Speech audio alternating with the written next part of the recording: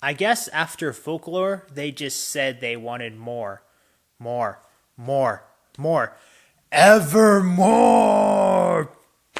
That's corny.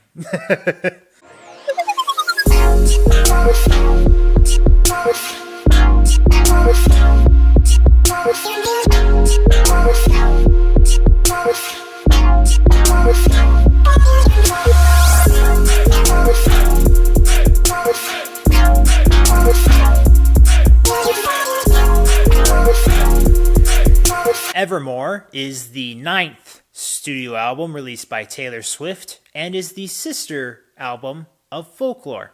And we're going to review that here today on Y.E.S. When this came around, I couldn't believe it. I thought, what? Really?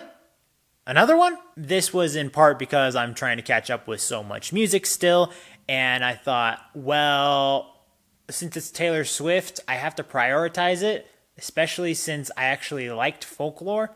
So, yeah, I guess we're going to do this one now. As I mentioned before, this is technically considered a sister album. Apparently, Taylor Swift and everyone else she collaborated with to make that album happen felt like they could do more and wanted to do more.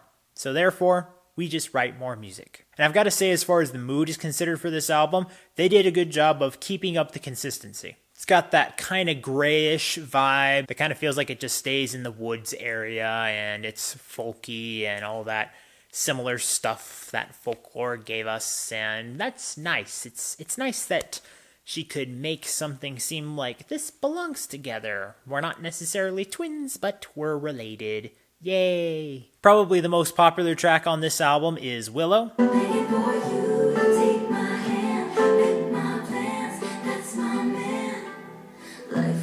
And I would definitely say that is the best highlight on this album. After that, I think it's pretty subjective. Me personally, most of the album is still, like I said, good in sound, but I think I was a little bit let down lyrically this time around by Taylor. And not by like a whole bunch. I'm just talking about in comparison to Folklore. I mean, it's gonna be impossible not to compare the two, okay? So let's just bear with this idea for a moment. I know that she was slightly risque lyrically in that album, but not so much. This one, she is a lot more, and not in the sense that it overshadows everything, but it was just kind of like, really?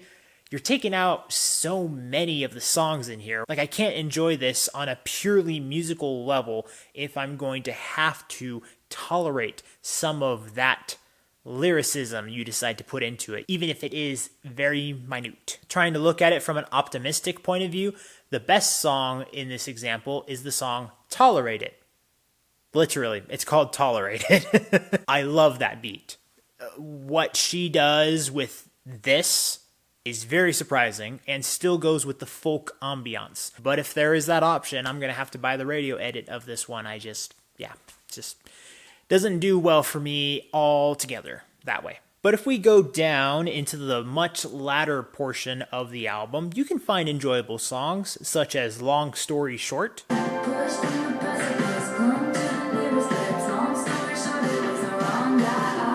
This one may feel more simple to you, but I would argue that it's still very enjoyable.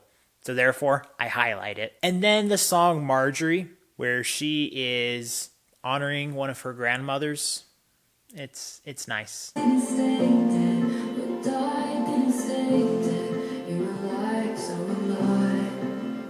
Now, aside from the lyricism, there's other things that she tries to do that make the album somewhat switch up. Some of it works and some of it doesn't. I was very shocked that she included Haim in this album, but this is another one of those scenarios where I neither feel like it made the song better nor worse. I just feel like, oh, well, I'm glad that Haim was included here, but I feel like the experience was neutral having it in there from the purely critical portion of my listening. The very last song and the title track, Evermore, has Bon Iver, and his inclusion definitely makes the song better. Taylor's portion of the song at the beginning was nice, but then Bon Iver brought it up. It rose up, and I was like, all right, I'm ready to listen even more intently now. And then she has a song called Coney Island with a group named The National. And when they came in on the vocal portions, I kind of felt like I was on the same road, but I'm trying to drive in 2 lanes and I'm just switching back and forth very often. And I feel like someone behind me is kind of like, are you going to decide which lane you're staying in? Like, I wasn't really jiving with it, if you catch my drift. So I don't know if my comments really gave it away, but I didn't like this album as much as Folklore, despite the fact that it's actually really well made, and I can tell that Taylor still really cared about it. I just think she made some decisions that I was not personally that invested in, or actually turned off by.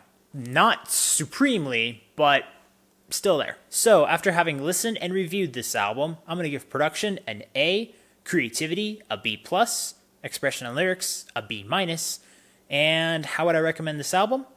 I'm going to give it a good. It's well taken care of, but I can't see myself revisiting this one as a whole versus Folklore, and I think the first time around it just got pulled off better. As always, guys, thank you so much for watching. Be sure to follow me in my social media links down in the description below, and be sure to leave a like for the video as well as a comment down below if you want to engage with me. And remember, if you want to discover, promote, and review the best in entertainment, be sure to subscribe to this channel so you can get that yes in your life. See you next time.